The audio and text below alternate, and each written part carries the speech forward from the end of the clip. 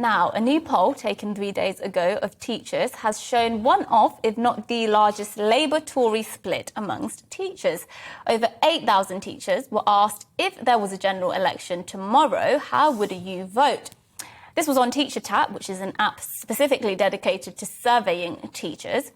Well, the results show that 3/4 say they would vote for left-leaning parties, with over half supporting Labour and around 20% supporting the Lib Dems or Greens. Now, in comparison, the Conservatives scooped up only 4% of support from teachers, 4%. Now, Professor Becky Allen of Teacher Tap said this of the results.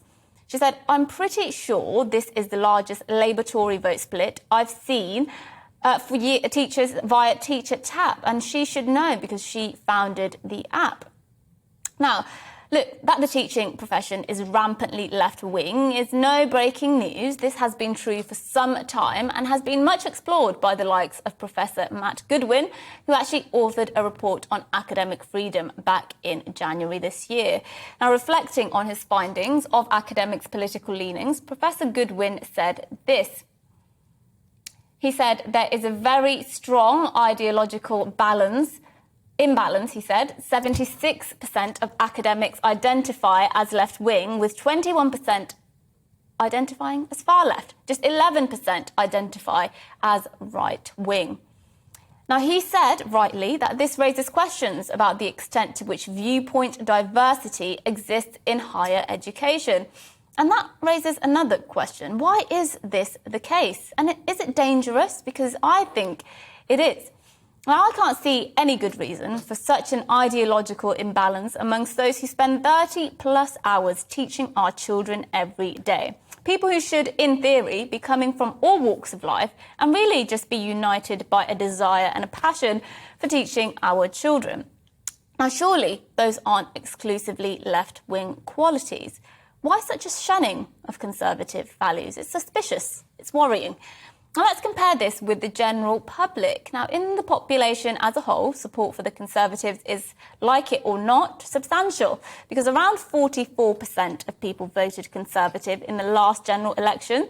And even after 12 years of a Conservative government, after all the mistakes, after all the drama and after all the crises, anywhere between 25 to 35% of people are still saying they would vote Conservative if there were a general election tomorrow. And even if you decide to look at the local elections where Conservatives tend not to do very well, Conservatives still won 26% of seats in this year's May elections.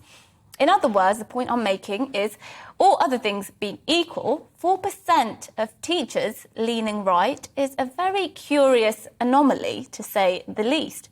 Now, I accept that there will be certain professions which will naturally lean towards particular political parties or ideologies. For example, you wouldn't expect nurses and doctors working in abortion wards to be massive pro-lifers, would you? Equally, if you've chosen to work as a financial trader in a big bank, you're clearly not going to be a communist. But teaching?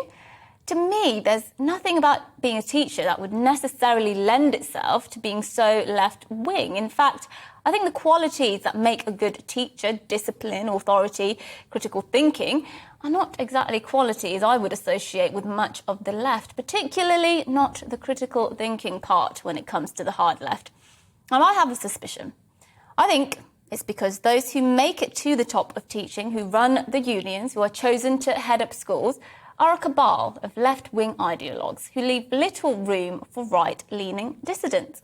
The teaching profession has made it clear, and continue to make it clear, that conservative values or views are not allowed.